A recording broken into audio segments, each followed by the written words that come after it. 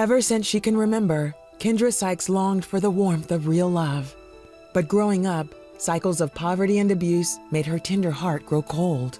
My father was very abusive to my mother. He suffered with crack addiction, and my mother was also an alcoholic. So there was a lot of fighting, a lot of arguing. Watching my mother be slapped or being choked, that was mentally draining for me. So I felt like I was failed as a little girl, because that was my first experience of knowing how a man was supposed to treat a woman.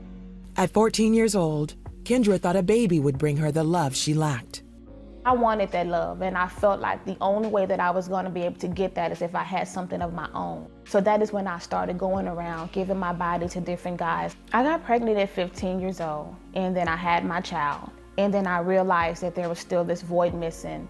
So for the next 3 years, she sought to fill the void the only way she knew how. I found myself in a relationship with guys that I saw just like my father, abusive, that wanted to get high, and I honestly just didn't value myself. All I knew was just go out, have fun, live life, and just go get what you're looking for.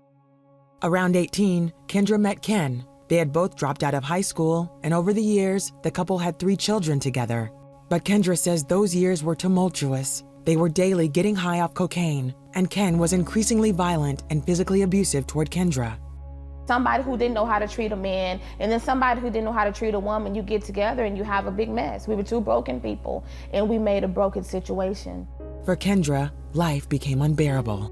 I remember I just felt so hopeless, and I felt like the only way of escape was suicide. I remember hearing things like, you should just go ahead and just take your life. This is all you have to hope for. And I remember just taking knives and I would just cut my wrist. And I just felt like it was some sense of relief. But once I was done cutting, I was still hearing this reality, and I felt like nothing was going to get any better. So I knew that there was somebody out there that did answer prayers, so I knew of him, but I didn't know him. I didn't have that close relationship with Jesus. At 23, Kendra was alerted to the fact that Ken was also physically abusing their children.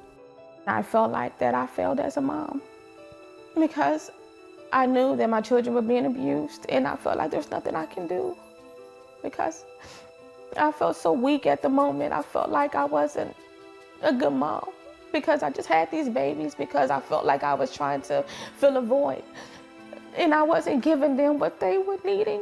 The same thing that I was looking for, I wasn't giving to my children. And I remember going to get high that night, just trying to fill the void of pain. I used cocaine from 9 a.m. all the way until like 6 o'clock that morning. Kendra overdosed. Afraid of dying, she prayed for a second chance. And it's like I felt my spirit was literally leaving my body.